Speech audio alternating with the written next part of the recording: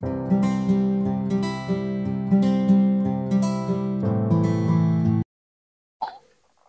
Assalamualaikum warahmatullahi wabarakatuh.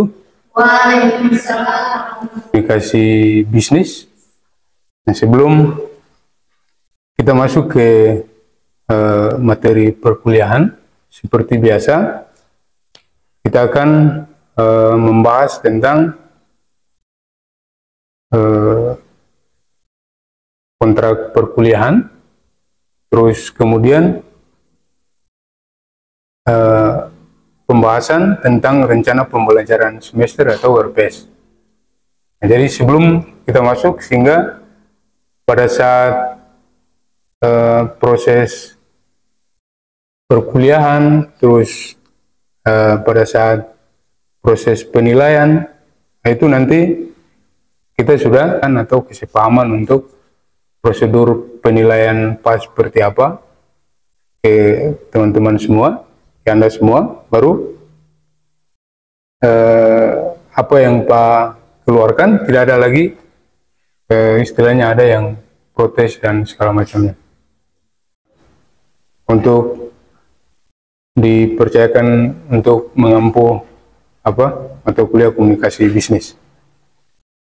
Baik, untuk kontrak perkuliahan yang sedianya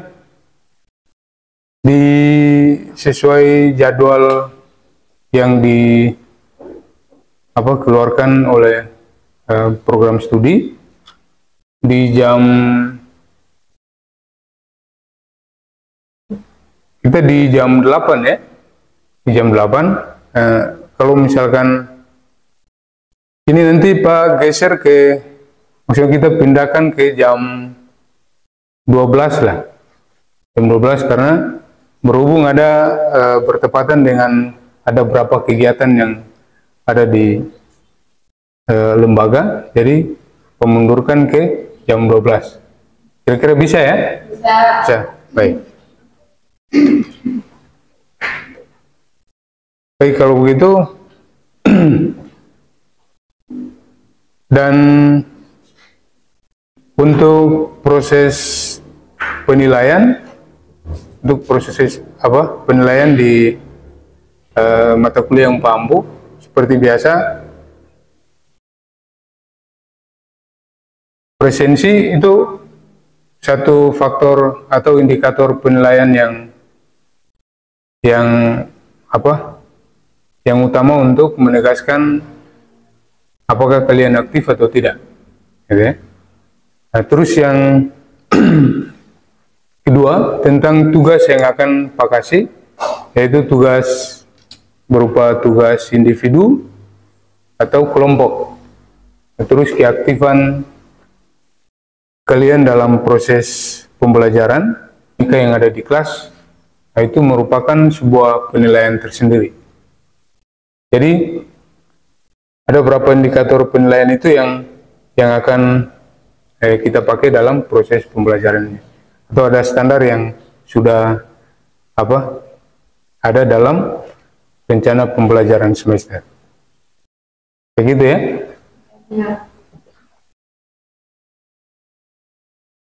Kalau sudah kita sepakati dan RPS-nya, oh ya, RPS itu untuk di mata kuliah ini dengan tujuan pembelajaran di mata kuliah ini diharapkan tujuan pembelajarannya untuk membahas tentang komunikasi bisnis yang mencakup pengertian atau pengertian bisnisnya, pengertian komunikasinya, terus bentuk dasar komunikasinya, terus apa saja proses yang ada dalam komunikasi bisnis, terus bagaimana cara mengelola, kemudian jenis-jenis dalam komunikasi bisnis, dan mempelajari tentang tata cara membuat surat wawancara bisnis, Terus ada penulisan laporan bisnis, pentingnya teknologi dalam komunikasi bisnis. Nah, itu yang ada dalam tujuan pembelajaran. Ya. Ya. Apakah itu ada di setiap pembelajaran yang praktik atau cuma teori sampai?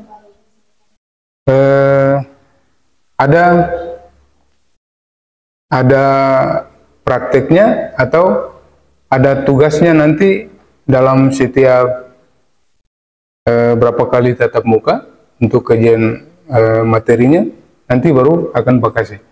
Ya. Ada tetap kalau praktek nanti dilihat, tapi untuk tugas, ya kalau bisa dibilang praktek sekalian itu adalah sebuah tugas, nah nanti Pak kasih. Ya. Begitu dalam, bahkan di ujian tengah semester nanti akan Pak kasih tugas untuk kalian lakukan untuk mengganti ujian tengah semester ini. Terus yang capaian dalam proses pembelajaran ini, yaitu diharapkan mahasiswa dapat memahami pengertian komunikasi bisnisnya, bentuk dasar proses komunikasi bisnis, muncul kesalahpahaman, bagaimana memperbaiki komunikasi, dan juga pengertian komunikasi antar pribadi, komunikasi antar organisasi, terus bagaimana gaya kepemimpinannya, terus kebutuhan manusianya. Itu yang ada dalam rencana pembelajaran semester atau RPS. Ada 14 kali pertemuan untuk kita lakukan dalam mata kuliah ini. Gitu ya. Nah, di RPS ini ada yang dipertanyakan atau ada pertanyaan? Tidak. Oh iya, baik. Baik, kita kalau sudah ada kesepahaman dan tidak ada pertanyaan lagi untuk pembahasan RPS-nya, maka Pak lanjut dengan konsep komunikasi. Baik. Pengertian komunikasi, beberapa pengertian komunikasi secara umum adalah sebagai berikut. Komunikasi adalah interaksi atau hubungan timbal balik antar individu dengan individu, individu dengan kelompok, kelompok dengan kelompok, kemudian untuk mencapai tujuan tertentu, baik itu tujuan individu maupun tujuan kelompok atau bersama. Komunikasi merupakan proses penyampaian informasi oleh karena komunikator kepada penyampaian informasi oleh komunikator kepada komunikan melalui media tertentu berdasarkan lingkungan tertentu untuk tujuan tertentu. Kemudian untuk diketahui, dipahami, dilaksanakan, serta dipertanggungjawabkan. Kemudian, komunikasi merupakan perwujudan dari sosiologi atau hubungan sosial. Ini mengandung arti bahwa di suatu masyarakat selalu akan terjadi hubungan warganya, baik itu secara individu maupun hubungan secara bersama-sama. Kemudian komunikasi merupakan salah satu fungsi manajemen. Kenapa? Karena setiap orang manajer selalu dituntut untuk menjalankan fungsi komunikasi dalam organisasi atau perusahaan yang dia pimpin. Komunikasi merupakan kebutuhan hidup manusia secara individu atau bersama, selalu memerlukan individu atau masyarakat lain untuk dapat mempertahankan hidupnya, gitu ya.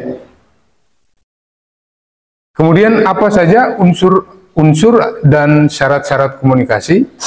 Yang pertama adalah komunikator, yaitu secara intern. Komunikator merupakan sumber informasi yang diantaranya ada manajer, kemudian atasan, perusahaan, dan sebagainya. Secara ekstern, yaitu konsumen, terus perusahaan pesaing, pedagang, perantara, kurir, dan sebagainya. Kemudian harus mempunyai sesuatu yang komunikatif. Jadi harus ada sesuatu yang dapat disampaikan atau dapat dikomunikasikan. Itu unsur dan syarat komunikator. Oke. Kemudian yang kedua yaitu komunikan atau penerima informasi, seperti para bawahan, konsumen, masyarakat, dan lain-lain. Sama dengan komunikator, mempunyai kemampuan menyerap informasi, terus dapat bertanggung jawab atas informasi yang diterimanya. Ya. Kemudian yang ketiga, informasi, pesan, sandi, tugas, lambang, dan lain-lain.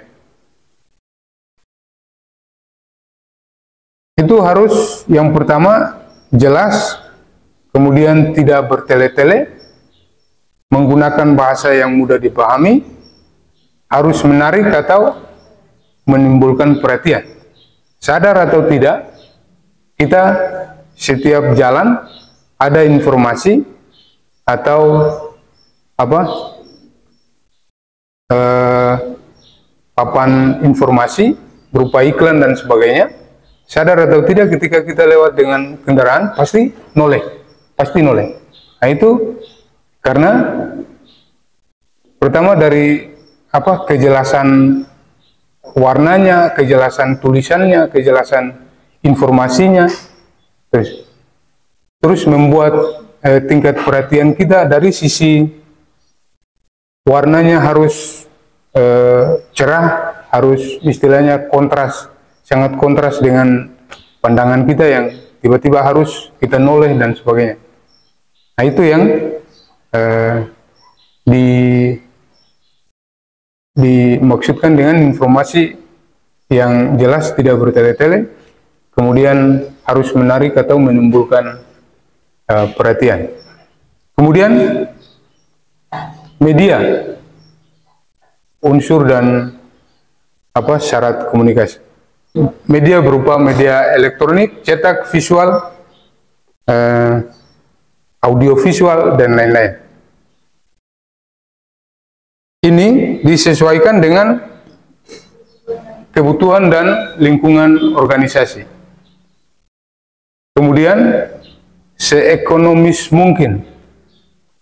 Jadi tidak ada dalam suatu manajemen organisasi yang ketika sandaran atau keuangannya terbatas, menggunakan sebuah produk atau media yang melebihi standar keuangan organisasi atau perusahaan. Nah, itu tidak bisa. Makanya harus seekonomis mungkin atau sebisa mungkin sesuai dengan paling tidak di bawah standarnya kemampuan organisasi, gitu ya. Kemudian yang berikut lingkungan intern dan ekstern perusahaan, di mana intern individu yang bersangkutan dan organisasinya, kemudian eksternnya alam, politik, iptek, sosial budaya, hukum dan keamanan, serta ekonomi. Kemudian ada unsur biayanya. Ada biaya yang dianggarkan, kemudian yang tidak dianggarkan, yang bersifat spontan, tiba-tiba muncul harus istilahnya spontan, harus bergerak tanpa ada atau ada perancangan biaya sebelumnya. Kemudian bersifat sidak dan mendadak. Kemudian ada waktu, yaitu terjadwal, tidak terjadwal, terus ada yang tertulis dan tidak tertulis. Jelas ya? Kemudian metode, yaitu formal, informal, tertulis dan tidak tertulis. Apa saja bentuk-bentuk komunikasi? Yang pertama, berdasarkan ruang lingkupnya, komunikasi intern berupa komunikasi atau interaksi antara pegawai, baik antara atasan dengan bawahan, sesama bawahan, terutama berkaitan dengan pelaksanaan tugas dalam organisasi atau perusahaan. Kemudian, komunikasi ekstern berupa komunikasi atau interaksi antara perusahaan dengan pihak-pihak luar, seperti antara perusahaan dengan pasar konsumen, pemasok supplier, pedagang perantara, penyandang dana, lembaga pemerintah, perusahaan pesaing, mitra kerja, masyarakat, dan lain-lain. Berdasarkan legalitasnya, komunikasi formal merupakan bentuk komunikasi antara perusahaan dengan pihak lain dan komunikasi intern dalam perusahaan yang terprogram sesuai dengan tugas dan tanggung jawab sebagai karyawan atau staf. Dalam hal ini, komunikasi formal dapat dilakukan secara tertulis dan tidak tertulis. Komunikasi formal merupakan bentuk komunikasi yang dilakukan baik dalam perusahaan maupun antara perusahaan dengan pihak lain yang dilakukan secara tidak formal, seperti melakukan koordinasi dan bentuk hubungan informal lainnya.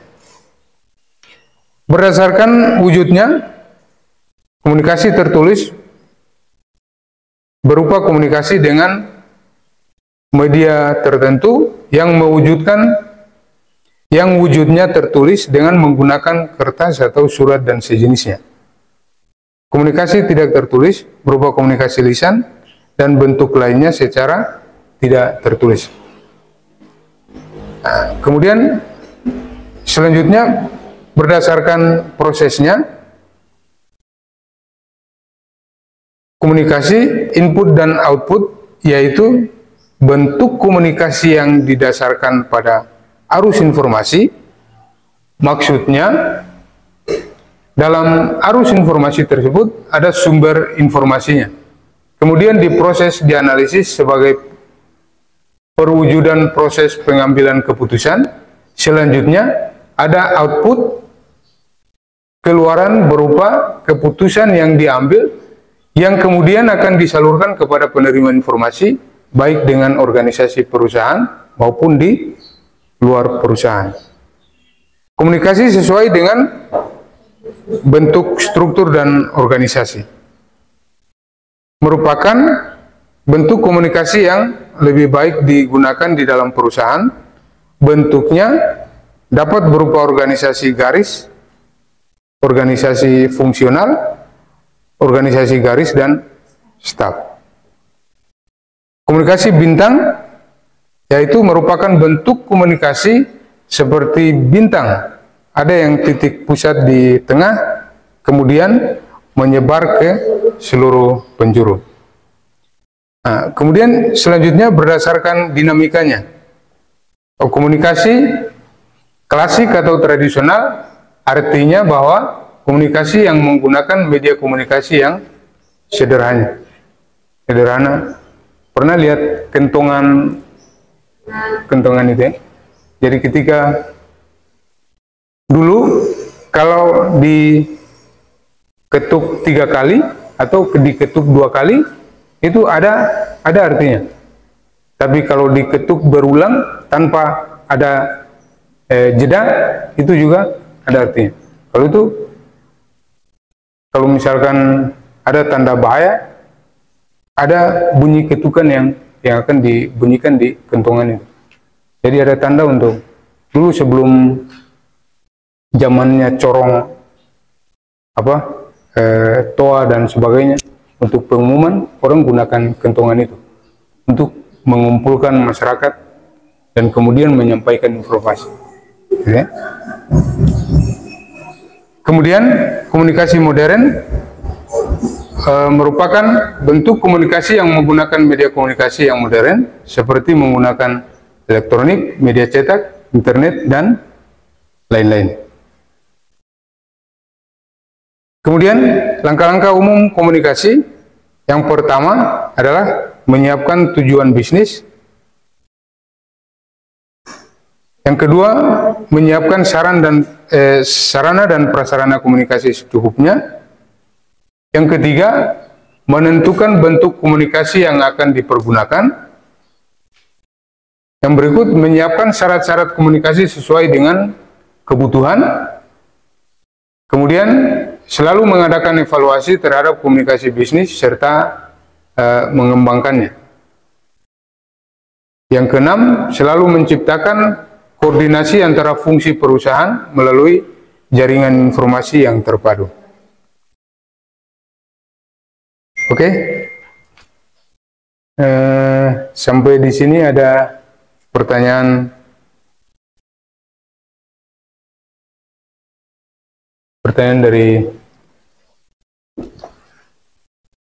dari semua? Ada? Kalau baik, untuk tugas nanti ini ya, untuk tugas nanti seperti yang sebelumnya, tapi ada 2 tahapan yang akan kalian buat. Yang pertama adalah melakukan survei di setiap toko, supermarket, atau kios-kios yang ada di pinggir jalan. Tapi sebelum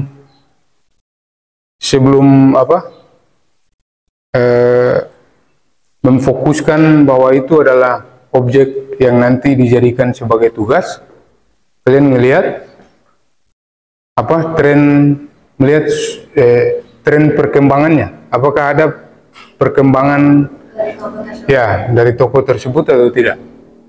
Kemudian kalau misalkan ada, sampai seberapa jauh, sampai seberapa jauh dari misalkan pertama itu tempatnya dulu. Tempatnya mungkin dari skala cuman 1,5 meter lebarnya. Kemudian yang berikut sudah luasan kayak 3-5 meter. Nah, terus isi di dalam toko tersebut juga sudah mulai bertambah. Yang tadinya cuma 1 rak sudah menjadi, itu adalah tren perkembangan yang bisa dijadikan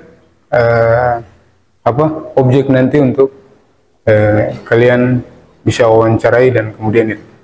Nah, kalau harus ambil video ya harus lakukan dengan audio visual. Ya. Kalau ini nanti karena proses ini jadi lakukan tugas secara individu saja, ya. Secara individu, ini kan wawancara bisa sih, bisa kelompok, tapi paling tinggi 2 orang untuk kita buat apa tugas kelompoknya. Gitu. Nanti kalau misalkan pembagian ini, berarti kalau misalkan kelompok berarti 2. Kalau misalkan 2 bisa, kita pakai 2 orang untuk satu kelompok. Gitu. Nah, terus sudah melihat trennya, kemudian wawancarai dia, ya. Setelah wawancara itu, maka buat satu skrip untuk profil apa, profil perusahaannya atau profil usahanya dia, terus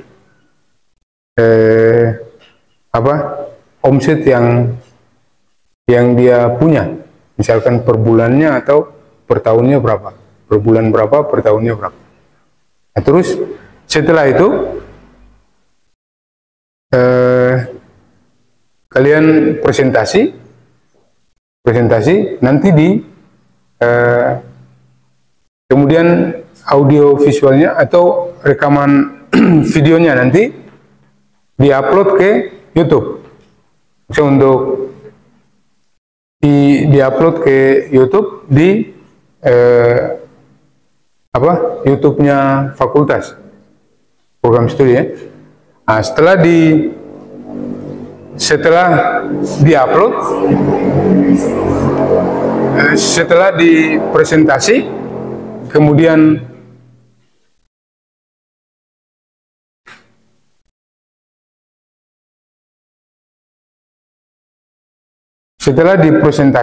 diupload, nanti berikut lagi kita akan lakukan pendampingan, ya. Yang tugas berikut lagi akan kita lakukan pendampingan, ya. Pendampingan dalam arti bahwa kita mendesain informasi, mendesain iklannya untuk mempromosikan toko atau warung atau ini yang dia punya. Nah, kemudian setelah pasca memberikan informasi dan sebagainya, tingkat perkembangannya seperti apa. Jadi tugas kalian yang berikut itu adalah membuat akun dari perusahaan itu, atau akun dari toko atau kios itu, atau lapak itu, ya, untuk sebagai objek untuk misalkan sudah menjadi objek tugas kalian, berarti langsung mendesain lewat media sosial untuk mempromosikan apa itu. Nah, kemudian mempromosikan toko yang menjadi tugas kalian.